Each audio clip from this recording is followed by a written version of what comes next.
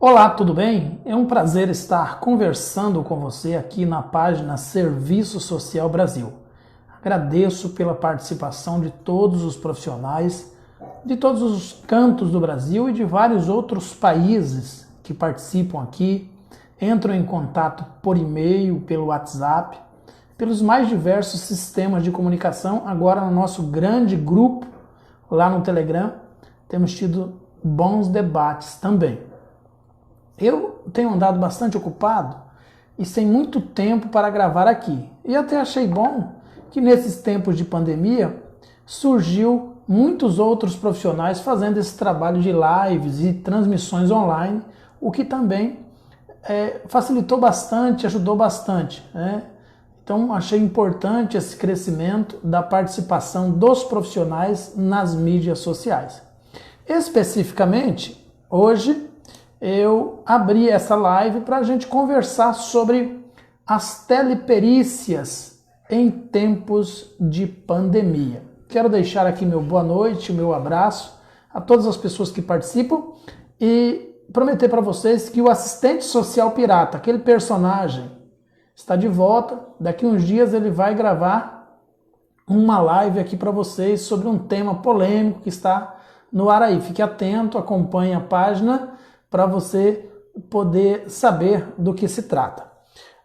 Em relação à função do perito judicial, a principal lei que regulamenta este ofício, este trabalho, esse espaço socioocupacional é o Código de Processo Civil, que não regulamenta só a função do perito, mas, de certo modo, é a lei maior que regulamenta toda a atuação do judiciário no Brasil. O sistema de justiça no Brasil é prioritariamente regulamentado pelo Código de Processo Civil, tal qual o perito, que não é um operador do direito, mas é um auxiliar na administração da justiça, e então ele compõe o sistema de justiça brasileiro. O perito social judicial ou o perito judicial de outras profissões compõe o sistema de justiça brasileiro. Embora não tenha vínculo empregatício de nenhuma espécie, quer seja contratual, carteira de trabalho ou concurso, e nem possa tê-lo em função de não manchar ou macular a prova produzida, o perito segue os trâmites do Código de Processo Civil, em primeiro lugar, e em segundo lugar, as regulamentações da sua profissão. No caso do assistente social, o Código de Ética, a Lei 8662, que se materializa, e o projeto ético-político, que se materializa de várias formas, de várias maneiras, sobre vários ângulos diferentes. Obviamente que no encontro entre o novo Código de Processo Civil, a Lei 8662 e os parâmetros estabelecidos pelo Código de Ética e pelo próprio projeto ético-político profissional, haverá pontos antagônicos, contraditórios, paradigmáticos, paradoxais, que precisarão, em um determinado momento, serem reflexão aprofundada sobre o tema para poder emitir algum tipo de posicionamento ou de opinião a respeito do assunto. Em muitos aspectos, em muitas áreas, em muitos temas, em muitos assuntos, nós vamos passar no limiar da ética profissional para o limiar da ética universal. Nem sempre a ética profissional será coberta ou cobrirá a ética profissional e vice-versa. Às vezes, num determinado momento, você terá que abrir mão de uma para defender a outra ou tentar encontrar, por meio de discussões as mais variadas possíveis, reflexões e debates e consultas com a categoria profissional aquela envolvida, para encontrar respostas. Até este momento, em relação à teleperícia, não existe respostas concretas, efetivas, que dirima todas as dúvidas, nem para o CFM, que é o Conselho Federal de Medicina, que se posiciona contrário à consulta, à teleconsulta, a tal qual, vamos ver mais para frente, o Conselho Federal do Serviço Social, o Cefes, também se posiciona contrário, é um posicionamento, não é uma resolução, não é uma lei, não é uma normativa. Foi um posicionamento de orientação. Quando chegarmos lá, nós vamos conversar um pouco mais a respeito. Neste ponto, a resolução número 317, de 30 de abril de 2020, dispõe sobre a realização de perícias em meio eletrônicos ou virtuais, em ações em que se discutem benefícios previdenciários por incapacidade ou assistenciais, enquanto durarem os efeitos da crise ocasionada pela pandemia do novo coronavírus e da outras providências. Então, é uma resolução que foi discutida no CNJ. O documento foi juntado aos autos do processo número 00, enfim, um processo 0003162 32 20 20 20000 de 5/5/2020 por José Antônio Dias Tófilo, documento assinado também por ele. Então, continuando, considerando que cabe ao Conselho Nacional de Justiça a fiscalização e a normatização do Poder Judiciário e dos atos praticados por seus órgãos, e diga bem, o perito é um órgão auxiliar da administração da justiça. Então, portanto, é um órgão do judiciário. O assistente social que se cadastrou num tribunal de justiça, fez o cadastro online, se colocando à disposição da justiça para trabalhar na Justiça do Trabalho, na Justiça Eleitoral, na Justiça Federal ou na Justiça Comum, em qualquer uma das instâncias como perito, ele é um órgão auxiliar da administração da justiça, portanto, adstrito, está vinculado diretamente ao judiciário em função do espaço socioocupacional. Como falei antes, então cabe ao CNJ lançar mão do Código de Processo Civil e naqueles aspectos, naqueles espaços ou campos ou embates, antagonismos, ou diferenças ou brechas da lei, dirimir e encontrar soluções. Cabe ao CNJ, na perspectiva do órgão auxiliar da administração da justiça, que é o perito. Cabe também ao Conselho da Profissão juntar esta opinião para formar uma solução.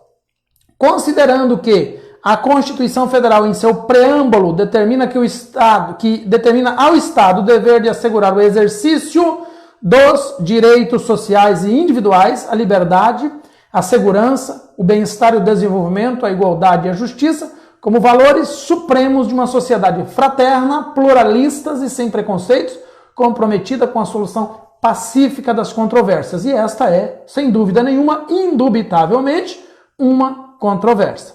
Considerando os primados constitucionais da garantia do acesso à justiça e da dignidade da pessoa humana, que são direitos impostergáveis, notadamente quanto ao direito a benefícios previdenciários e assistenciais de natureza imediata.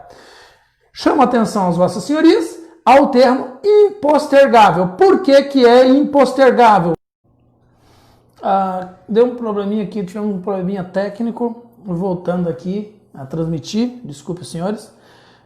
Quero chamar a atenção de todos ao termo impostergáveis, que faz parte de vários documentos, da qual o Brasil é signatário a nível internacional, de que trata a respeito dos direitos sociais. São direitos que não podem ser adiados, retardados, postergados.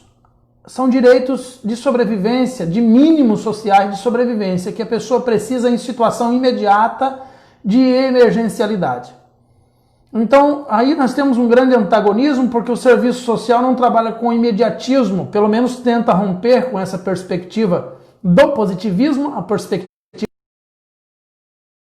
Do outro lado também, um sujeito social de direito, um sujeito de direitos de fato, direito líquido e certo, que precisa ter o seu direito viabilizado. Veja, nós sempre somos aqui o fio da navalha. Nós estamos no limiar das contradições, da luta de classes, da acumulação capitalista, da distribuição de renda, para encontrar que viabilizem direitos sem violar outros direitos. Por quê? Um direito viabilizado de forma imediatista tem outros direitos. É uma tendência natural feita às pressas não sair bem feito, principalmente na perspectiva científica, técnica, profissional, ética.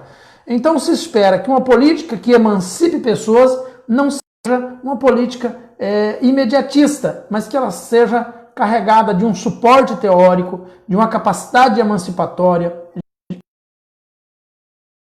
que recupera, ressignifica socialmente o sujeito, recupera a dignidade do sujeito. Então não dá para ter respostas imediatas sobre essa perspectiva. Daí nosso primeiro antagonismo sobre o impostergável e a resposta imediata.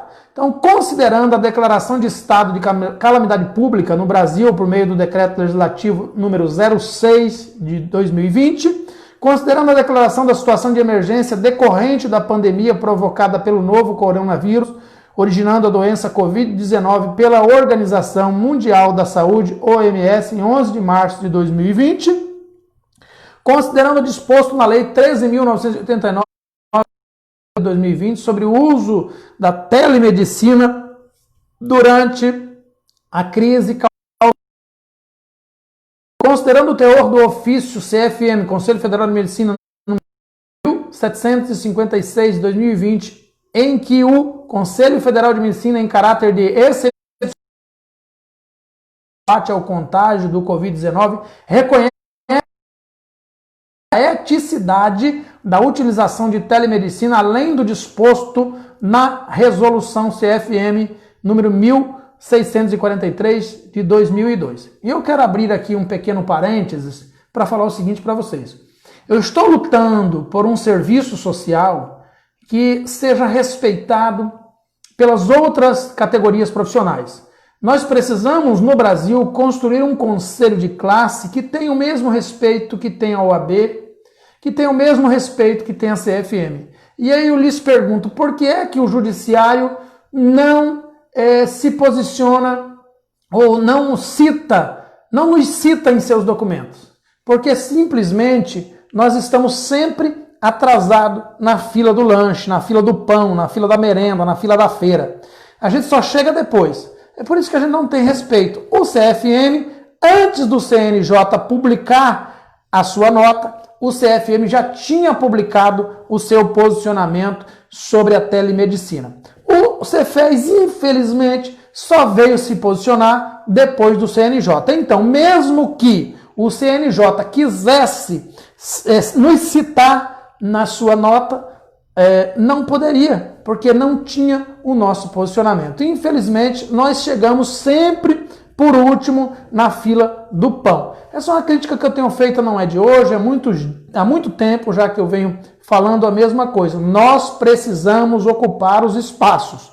O nosso Conselho Federal e os nossos conselhos estaduais não estão ocupando espaços. Os nossos conselhos têm atuado como instituições burocratizadas e não forçam para ocupar espaços. Ficam só esperando as normativas para seguir ordens. São profissionais executivos. Então, de modo geral, o conselho é uma instituição simplesmente executiva. Ela não é propositiva. E ela poderia ser. E até em alguns casos até que ela é propositiva. Mas poderia ser muito mais propositiva. Poderia ocupar muito mais espaço. Há muitas lacunas nos espaços socioocupacionais que não estão sendo preenchidas. Porque o colegiado de classe não está ocupando espaço. Uma delas, que eu tenho criticado há muito tempo, é a função do perito social judicial. Não está sendo ocupado esse espaço pelos conselhos, eles estão pelos conselhos regionais, nos mais variados estados por onde eu já ministrei o curso, percebe-se que é uma lacuna muito grande, um espaço vazio muito grande, um vácuo muito grande entre a representatividade e o espaço ocupado pelos conselhos e o fazer profissional do assistente social. É um espaço muito bom, muito grande, muito específico, muito amplo, que precisa ser ocupado pelos profissionais, mas também pelo colegiado de classe. Nós precisamos ocupar esse espaço para termos respeito. Quando um juiz fizer uma nomeação de um perito, ele saber qual é a linguagem que se utiliza para nomear um assistente social, qual é o instrumento que o assistente social utiliza, não ficar pedindo por meio da nomeação estudo psicossocial, ficar pedindo anamnese, como já vi, ficar pedindo por meio relatório, ficar pedindo por meio da visita domiciliar ou por meio da nomeação, outros tipos, uma investigação da cena do crime para identificar o possível culpado por aquele crime ou por aquele estupro ou por aquela violência sexual, ou seja qual for a demanda. Então, quando é que isso vai acontecer? Quando nós ocuparmos espaço. Enquanto a gente não ocupar espaço, eles são formados em outras profissões. Quem sabe como é a linguagem que tem que ser utilizada no serviço social são os assistentes sociais. Quem tem que pedir audiência de instrução para passar esses termos técnicos para quem quer que esteja do outro lado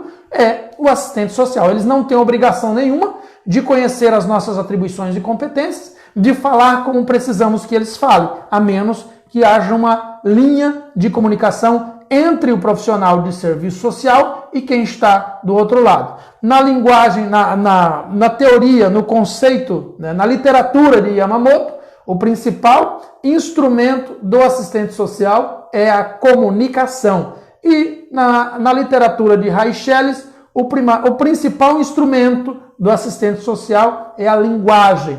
Então, essa linguagem ainda está truncada, essa comunicação ainda está cortada e, por isso, a nossa profissão ainda não tem o respeito que poderia ter, que merece ter, que você merece ter. É necessário que ocupemos os espaços, estudemos muito e bastante, cada vez mais, para ocupar os espaços e criar a nossa representatividade, a nossa identidade profissional dentro dos espaços onde trabalhamos, com limites específicos, respeitando o limite das outras profissões e estabelecendo o nosso limite. Considerando, então, o teor do ofício, já foi, né? Considerando que o contato físico é vetor de transmissão da doença e pode colocar em risco a vida das pessoas, a teor da portaria número 454 de 20 de março de 2020 do Ministério da Saúde, que declara haver transmissão comunitária do novo coronavírus, Covid-19, no território nacional e a necessidade de estabelecer medidas práticas para reduzir a transmissibilidade. Considerando que a adoção do isolamento social para conter a transmissibilidade do coronavírus exige que o Poder Judiciário adote alternativas tecnológicas na condução dos processos para solucionar os litígios de modo a preservar a incolumidade sanitária de todos os que atuam no sistema da justiça e todos, inclui o assistente social. Eu quero falar com vocês um pouco mais à frente. Não estou vendo nenhum comentário aí, não sei se está com algum problema nos comentários, mas eu não vi ninguém comentando. Então, e agora a parte mais importante, considerando a resolução CID-HOEA número 1 de 10 de abril de 2020, que traz as recomendações aos Estados-membros para a adoção de medidas de garantia de direitos dos grupos humanos, em especial vulnerabilidade e de mitigação dos impactos da pandemia provocada pelo novo coronavírus Covid, especificamente no item 19. Então, eu considero este um dos pontos mais importantes na perspectiva do assistente social, da profissão do assistente social no Brasil. Este documento, para mim, é um dos mais importantes de tudo aquilo que a gente vai dizer aqui, essa CIDH/OEA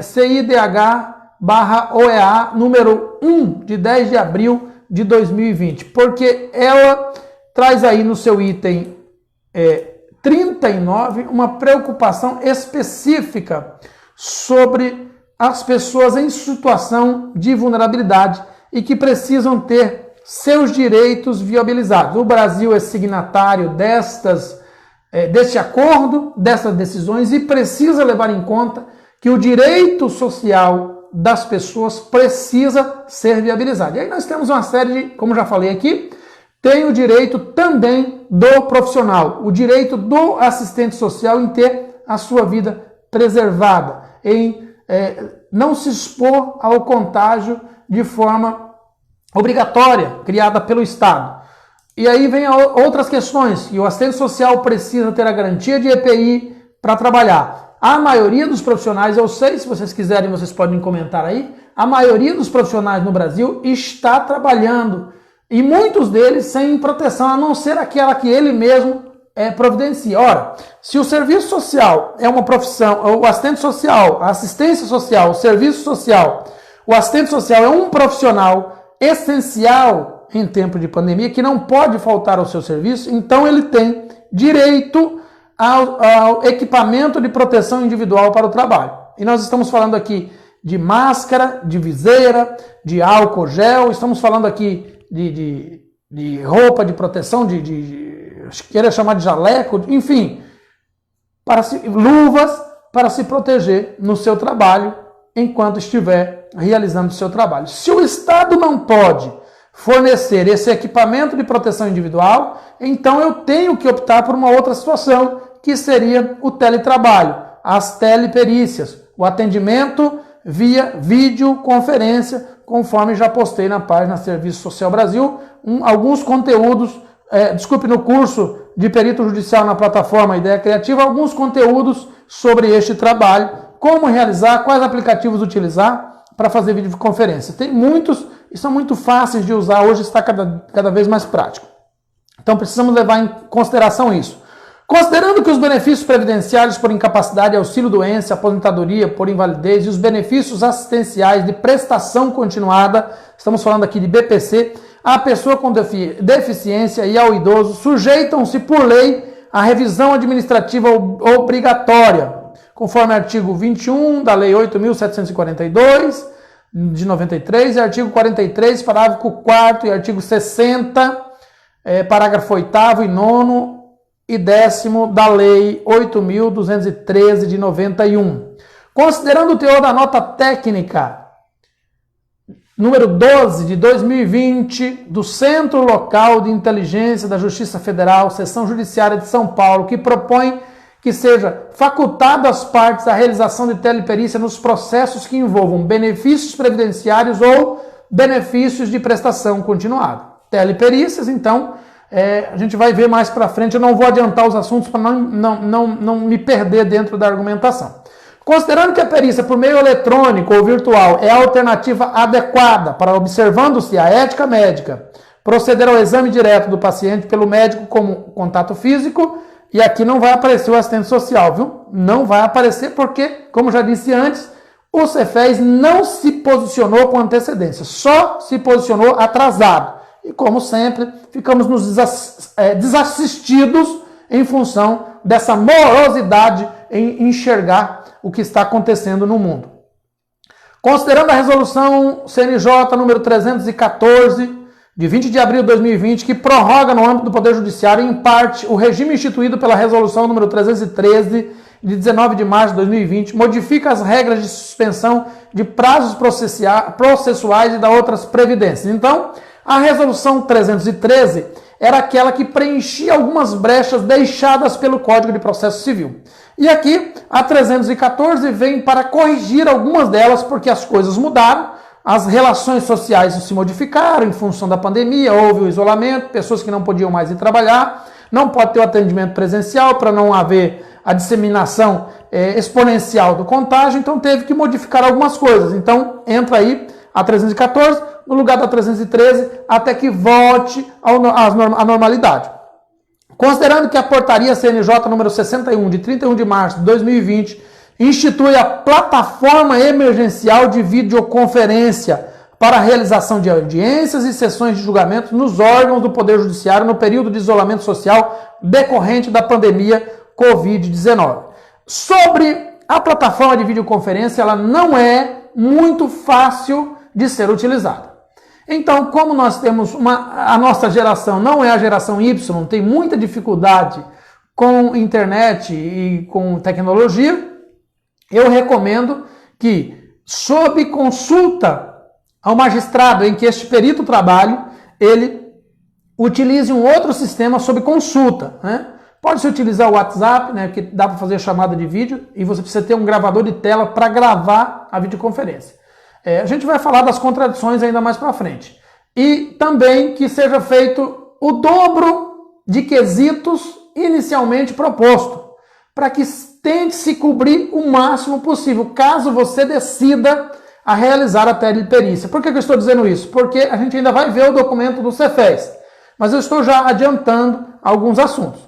Considerando a deliberação do plenário do CNJ no ato normativo número 0003162-32 de 2020, julgado na sessão 309, sessão ordinária, realizada em 28 de abril de 2020. Resolve, artigo 1º, as perícias em processos judiciais que versem sobre benefícios previdenciários por incapacidade ou assistenciais, e aqui assistenciais é o benefício de prestação continuada, serão realizados por meio eletrônico, sem contato físico entre perito e periciando, enquanto perdurarem os efeitos da crise ocasionada pela pandemia do coronavírus.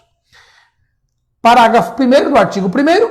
A perícia no formato estabelecido no caput deverá ser requerida ou consentida pelo periciando a este cabendo. Então, a perícia por meio eletrônica deve ser aceita pela pessoa que será periciada. E, obviamente, que se tratando de interesse do periciado, obviamente que será atendido. Então, é uma questão de direito. Aqui nós não estamos falando de perícia de violência contra a mulher, não está se falando por enquanto, não está se falando de perícia de curatela, não está se falando de perícia de adoção, para adoção, não está se falando de perícia, outro tipo de perícia, está especificamente falando das perícias previdenciárias e assistenciais. É bom que fique bem claro isso. E nestes casos, o CNJ está legislando, está regulamentando, organizando, que deverá ser feita por videoconferência.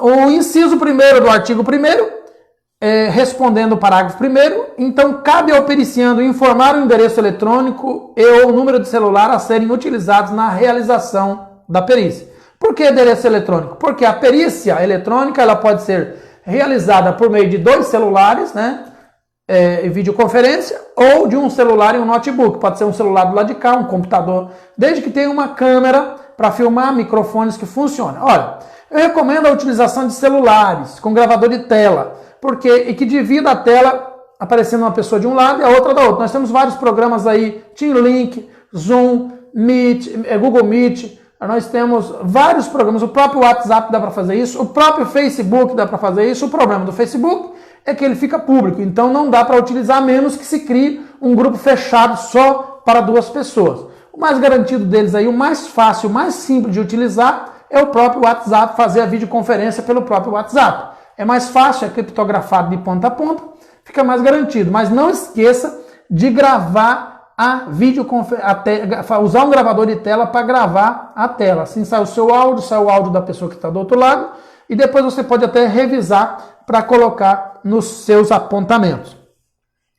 Informar, então, o endereço eletrônico. Também é dever do periciando juntar aos autos os documentos necessários, inclusive médicos, a exemplo de laudos, relatórios e exames médicos fundamentais para subsidiar o laudo médico, o laudo pericial médico ou social. Gente, aqui pela primeira vez nesta resolução há uma leve menção ao assistente social. Veja o desprezo que a gente sofre por causa dessa morosidade da categoria de classe.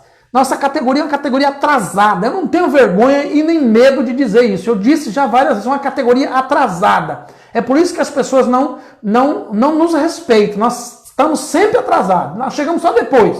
Já todo mundo já comeu o bolo, apagou a vela, bateu parabéns, comeu o bolo, aí a gente chega com aquela cara de dizer, aí, foi o que mesmo que teve aqui? É por isso que a gente não tem respeito. Então nós precisamos aprender a nos antecipar. É por isso que tem que estudar, tem que se qualificar profissionalmente, tem que buscar conhecimento, e eu falo por mim, falo de mim mesmo e falo para todos nós. Nós precisamos tirar esse atraso da nossa profissão. Então aparece aqui lá no inciso 2º, lá embaixo no documento, ou social, só isso. Então está dizendo aí que o assistente social está incluso, né? Só por causa desse ponto. Parágrafo 2º do artigo 1º, o perito poderá expressamente manifestar entendimento de que os dados constantes no prontuário médico e a entrevista por meio eletrônico com o periciano são suficientes para a formação de sua opinião técnica. Ele pode considerar, vou repetir, o perito poderá expressamente manifestar entendimento de que os dados constantes no prontuário médico e a entrevista por meio eletrônico com o periciando são insuficientes para a formação de sua opinião técnica. Então, olha só, o perito tem o direito de dizer, é insuficiente, não dá para elaborar um parecer social e um laudo social, mas eu acredito que em alguns casos dá. E vou dizer por quê mais para frente, ainda não entrei no âmago ético da questão, mas eu vou entrar. Então eu acho que dá. Não acredito que dê em todos. Existem casos específicos que não dá. Mas sob a perspectiva do benefício de prestação continuada, dá. Se fosse num caso de proteção à mulher em situação de violência, não daria. Se fosse adoção, acho que não daria. Tutela, talvez desse, talvez não. Depende muito de cada situação. Mas em relação a direito líquido e certo, em que o assistente social faz, na maioria dos casos, apenas uma avaliação social, para o qual emite um parecer, um laudo social cuja conclusão é o parecer, eu acredito piamente, entendo que não fica faltando absolutamente nada. Não é necessário uma visita, especificamente uma visita domiciliar, para uma avaliação social, principalmente em uma situação de excepcionalidade. E eu estou falando especificamente neste ponto. Mas vamos continuar. O perito poderá, então, manifestar a sua opinião como insuficiente. Situação em que o processo deverá aguardar até que seja viável a realização da perícia presencial. Então, acho que dá para o perito tentar fazer o trabalho e vendo que não foi possível decifrar a demanda, entender a situação, por meios eletrônicos, por videoconferência, os quesitos não foram suficientemente claros para que ele possa emitir, relatar por meio do laudo e emitir o seu parecer, então ele pode emitir uma nota de acordo com essa resolução, dizendo que não foi possível. O que não pode acontecer numa situação de ética universal é o trabalhador ou a pessoa em situação de vulnerabilidade ter um direito para sair da sua situação de sufoco, de vulnerabilidade, de angústia, para resolver, para minorar o seu sofrimento e, em função de ética acadêmica e profissional, negarmos esse direito. Eu entendo que a ética universal está acima da ética acadêmica e da ética profissional. Esse é o meu entendimento. Em situações específicas, em que eu terei que fazer uma escolha em ser imediatista, assistencialista, para viabilizar um direito social de alguém, numa situação de excepcionalidade, de emergencialidade, não espere, porque eu farei. E farei de cabeça erguida. Se tiver que responder algum procedimento ético, administrativo, seja o que for, responderei com a minha consciência tranquila, de cabeça erguida. Não terei problema com isso. Porque, em primeiro lugar, acima de qualquer teoria, acima de qualquer conceito estabelecido, vem o direito do sujeito social, vem a garantia deste direito por meio do Estado e a viabilização por meio do meu trabalho enquanto profissional. Então, farei sim. Agora, é uma situação de excepcionalidade. Eu não posso tornar essa excepcionalidade uma prática. O que eu tenho combatido muito aqui nessa página são pessoas que fazem a exceção virar regra. A exceção existe principalmente numa profissão tão antagônica como a nossa. Ela existe, ela precisa ser utilizada com muita firmeza, com muito cuidado, com muita seriedade, mas nós não podemos transformar a exceção em regra. E também não podemos nos omitir ou criar barreiras para situações de emergencialidade, de vulnerabilidade, de crise, como aquela que nós estamos vivendo. Uma situação diferente, que pede uma abordagem diferente. A ética universal está acima da ética acadêmica, está acima da ética profissional. Em o parágrafo 3º ainda do artigo 1º, as perícias que eventualmente não puderem ser realizadas por meio eletrônico por absoluta impossibilidade técnica ou prática a ser apontada por qualquer dos envolvidos no ato e devidamente justificada nos autos, deverão ser adiadas e certificadas pela serventia após decisão fundamentada do magistrado, conforme parágrafo 2º do artigo 3º e parágrafo 1º do artigo 6º da Resolução CNJ 314, que substitui a conhecida 313 e depois volta ao normal.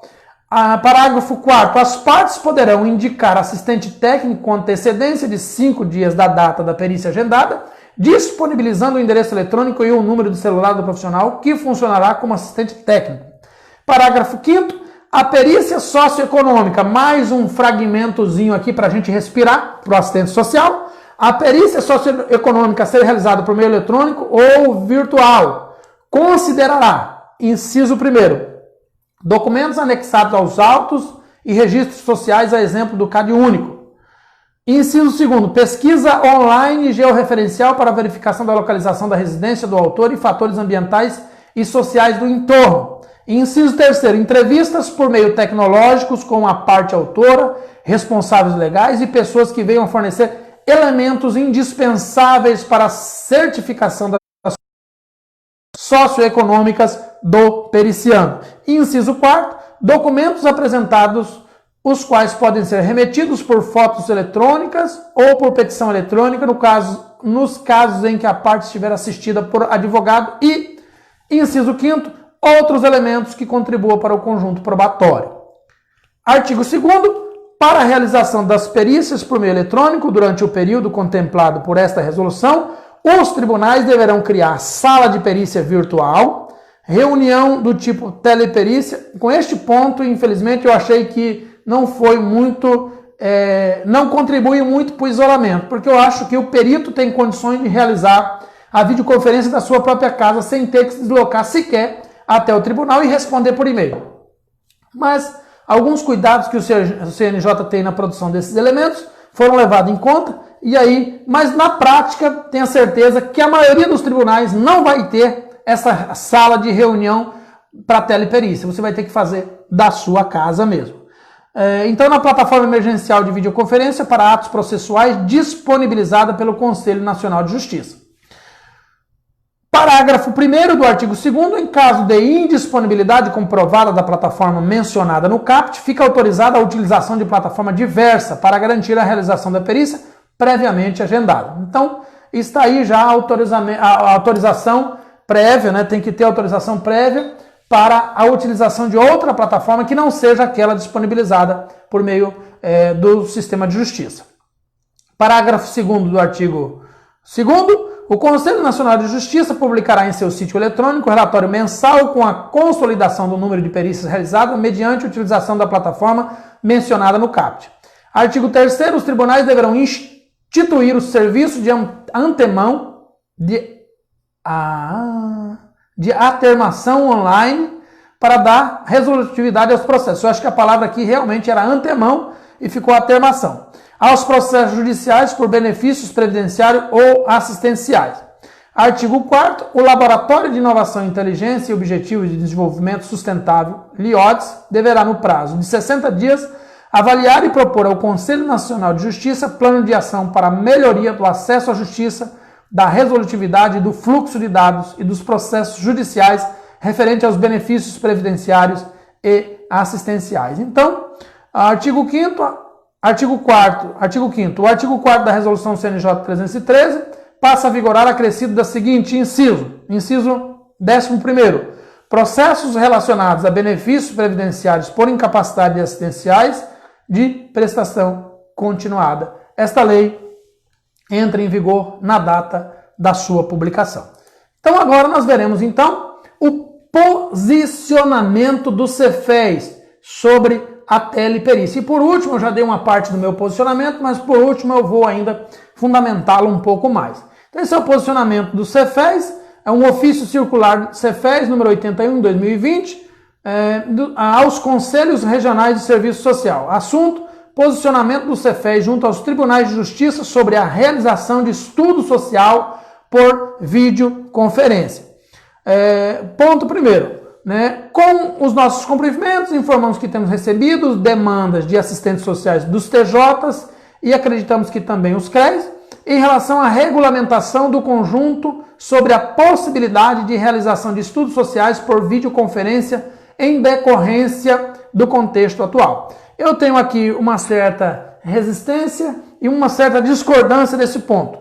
Não acho que, no caso como foi citado pelo CNJ, não entendo que seja realizado aqui um estudo social, mas sim um estudo socioeconômico, que são duas coisas diferentes. Não se realiza estudo, não acredito também que não seja possível realizar estudo social por videoconferência, mas é possível realizar um estudo socioeconômico por videoconferência. É aqui um ponto que eu achei que ficou um pouco confuso, né?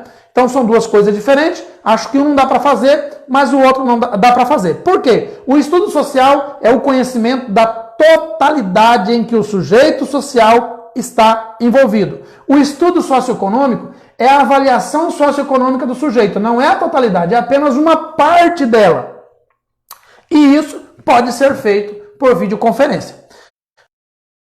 Como sabem, não existe regulamentação sobre tal modalidade de atendimento no âmbito do serviço social. Entretanto, frente às demandas recebidas não somente de assistentes sociais no campo sócio-jurídico, mas também de outras áreas, o Cefes emitiu orientações que constam no site da entidade, Cefes/tal, está lá disponível, sobre diversos aspectos do trabalho profissional, dentre os quais abordou o trabalho remoto, realizado por meios virtuais, considerando a realização de atendimentos remotos como uma excepcionalidade diante de situação de isolamento social e, por consequência, da adoção do trabalho remoto em algumas instituições.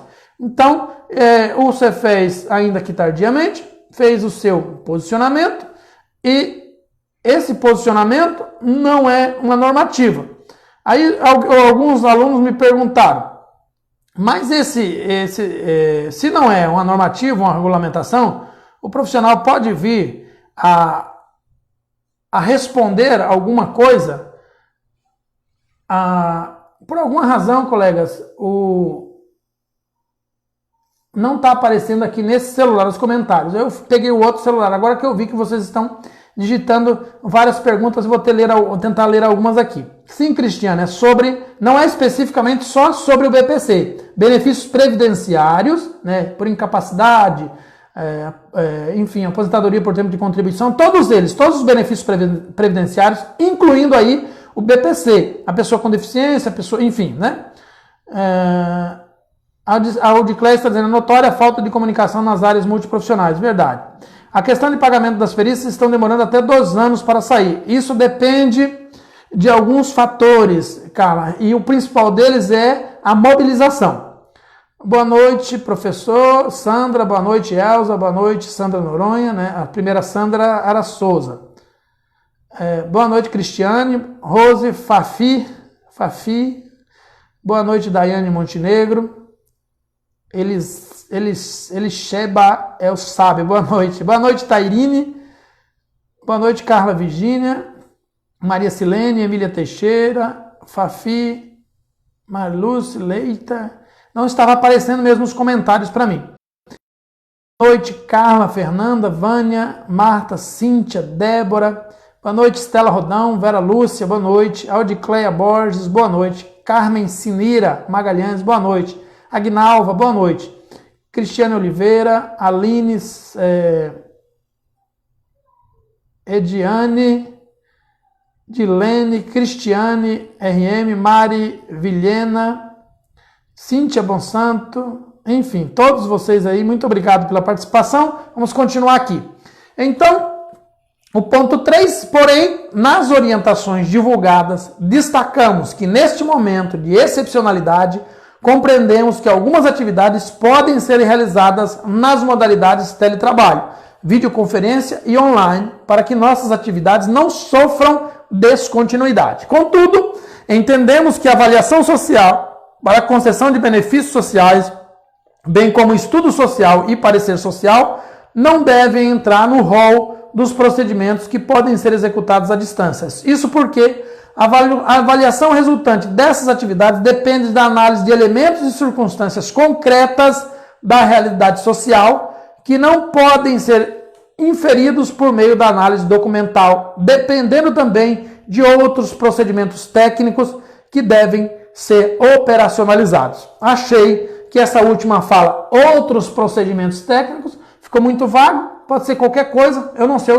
de quais são esses outros procedimentos técnicos. Então a pessoa que escreveu poderia ter discorrido, criado até mais um ponto para falar quais são esses outros procedimentos técnicos. Pois bem, na perspectiva da atual pandemia, eu concordo que o estudo social, de fato, como já disse antes, na sua completude, na sua totalidade, não dá para realizar por videoconferência, mas a avaliação socioeconômica ou o estudo socioeconômico para concessão do benefício, um direito líquido e certo, esse sim pode ser realizado. E aqui, por último, o ponto 4, assim, com vistas a unificar a orientação aos assistentes sociais, nos posicionamos perante aos TJs, primeiro, não recomendando a realização de estudos sociais por meio de videoconferência ou por outros meios virtuais por assistentes sociais.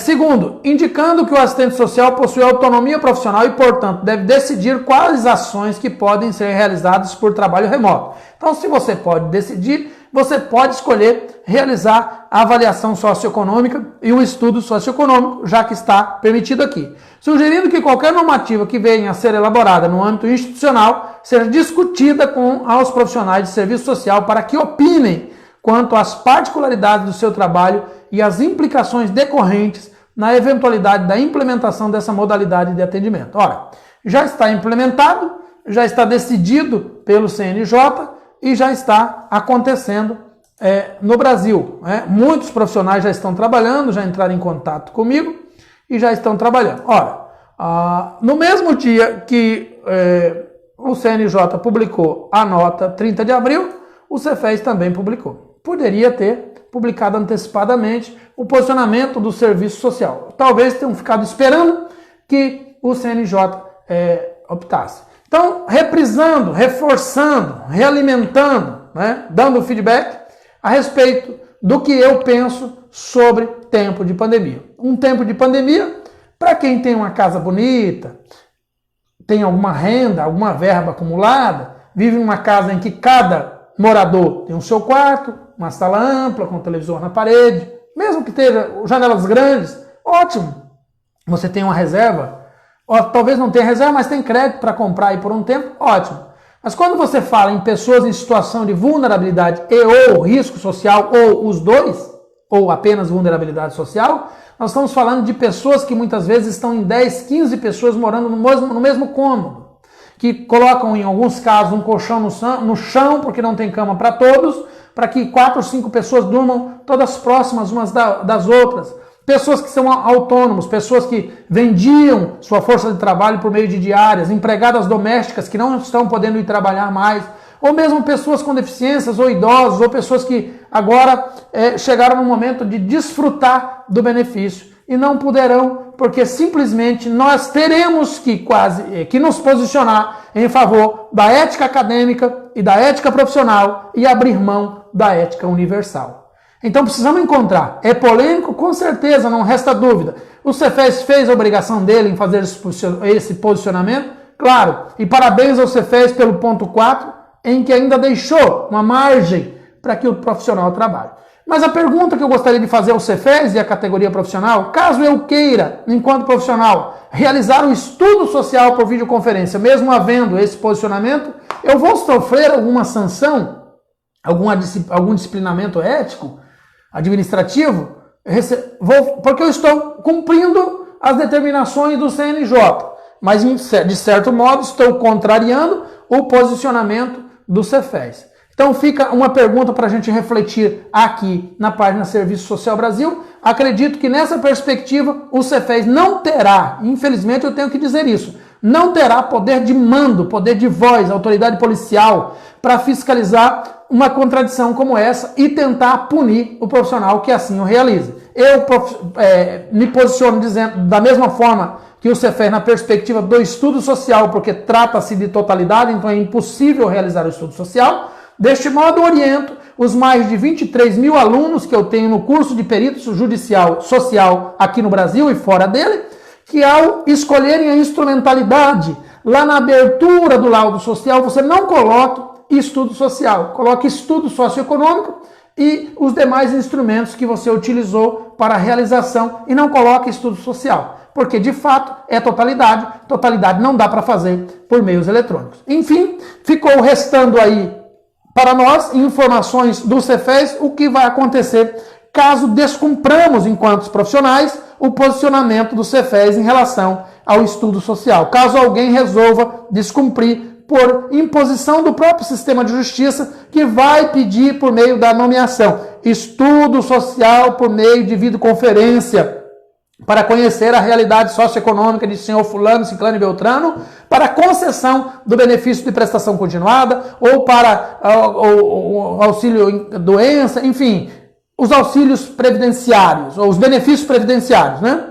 Aposentadoria especial. Então, resta aí muitas dúvidas ainda que nós vamos ter que refletir, debater, pensar. Mas, de antemão, digo a vocês o seguinte: em primeiríssimo lugar, a ética universal estabelece a viabilização do direito social à pessoa em situação de vulnerabilidade, principalmente em tempos de pandemia. Em primeiro lugar, vem o direito das pessoas. Depois a gente vai debatendo para encontrar respostas para esses antagonismos éticos, científicos, profissionais, teóricos, acadêmicos, institucionais de colegiado de classe.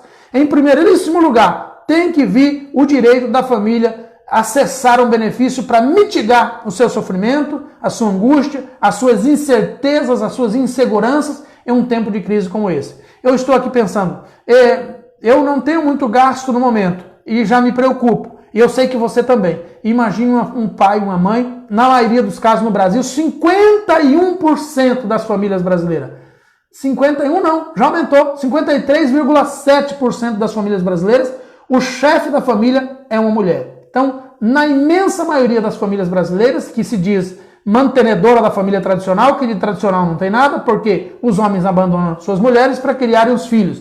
Na imensa maioria, essas mulheres sofrem por essa burocracia institucionalizada, que infelizmente permeia o nosso fazer profissional, que cria mais antagonismo do que soluções, mas faz parte da nossa segurança intelectual, faz parte do nosso compromisso ético.